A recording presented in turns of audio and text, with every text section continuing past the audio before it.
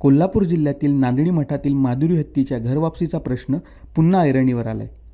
गुजरातमधील वंतारा येथे माधुरीला हलवून 28 जुलै रोजी 1 वर्ष पूर्ण होते. या पार्श्वभूमीवर स्वाभिमानी शेतकरी संघटनेचे राजू शेट्टी यांनी लाक्षणिक उपोषणाची घोषणा केली आहे आणि त्यांनी बोलताना सदाभाऊ खोतांच्या विद्यार्थ्यांच्या आंदोलनावरील वक्तव्याचा चांगलाच समाचार घेतलाय. आपण पाहूयात राजू शेट्टी नेमकं काय म्हणालेत. 28 जुलै 2025 रोजी सुप्रीम कोर्टाच्या आदेशावरून माधुरी हत्ती वनताराला नेण्यात आली.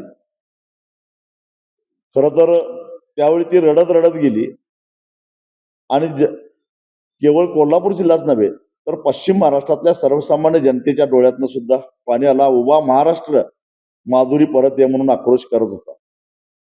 आणि त्यानंतर 3 ऑगस्टला नांदणी ते कोल्हापूर हा जो लॉंग मार्च झाला 45 किलोमीटरचा आणि लाखो लोक रस्त्यावर उतरले. अखेर त्याची दखल घेऊन महाराष्ट्र सरकारला सुप्रीम कोर्टाला विनंती करावी लागली की दिलेल्या निर्णयाचा पुनर्विचार करा. आणि म्हणून मग 12 सप्टेंबरला सुप्रीम कोर्टानं हाय पॉवर कमिटीनं योग्य ते अटी शर्ती घालून हा हत्ती परत देण्याच्या संदर्भातला आदेश दिला. आणि मग हाय पॉवर कमिटीनं सुद्धा तत्वतः मान्यता दिली आणि काही अटी शर्ती घातल्या. त्या अटी शर्ती पूर्ण करत असताना त्याला वेळ लागतो हे लक्षात आल्यानंतर आम्ही म्हटलं पहिल्यांदा माधुरी हत्ती परत पाठवा आणि मग बाकीच्या 5-6 हत्ती जे काय आणणार आहे.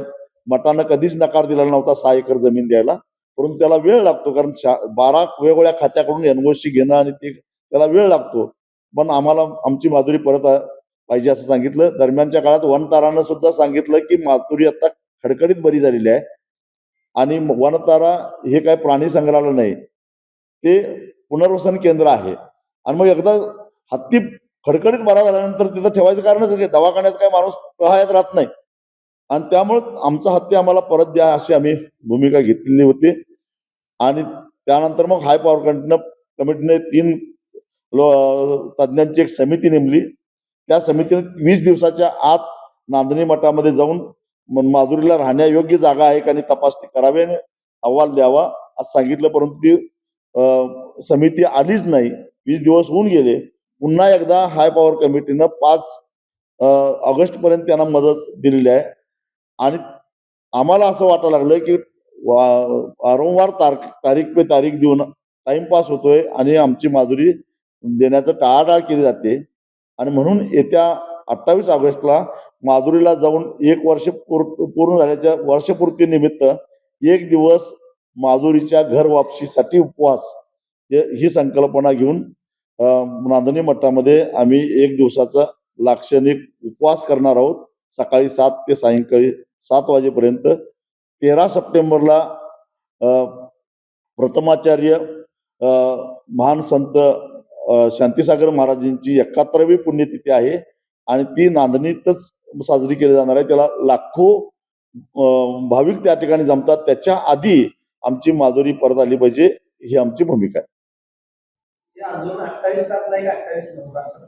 28/7 उद्या 4 दिवसानंतर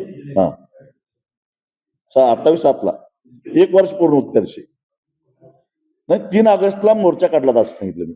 त्यांचा गृहपाठ कमी पडलेला दिसतो किंवा अलीकडं चांगल्या लोकांचा संपर्क नसल्यामुळं बुद्धीला जरा गंज चाललेला असेल. परंतु कुणाला ते तसं आतंकवादी म्हणतात.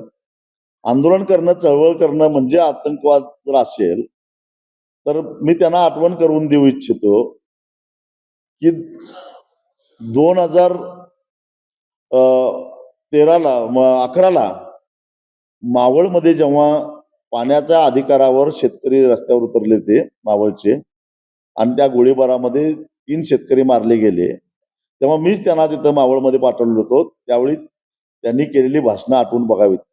मग ते आतंकवादी होते का त्यावेळी?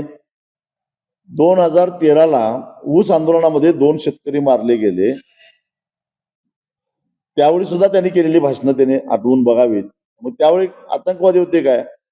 म्हणजे कधी काळी आपण जी काय भाषणं केली, आपण जे काय चळवळी केल्या, त्या चळवळी विसरून आज सविनय कायदेभंग करणारे हे विद्यार्थी आतंकवादी कसे काय असू शकतात? आणि लागून चालून करायला सुद्धा काही मर्यादा असते. लालघोटेपणा करायला काही मर्यादा असते. कुणाला खुश करण्यासाठी विद्यार्थ्यांना आतंकवादी तुम्ही म्हणताय? विद्यार्थ्यांना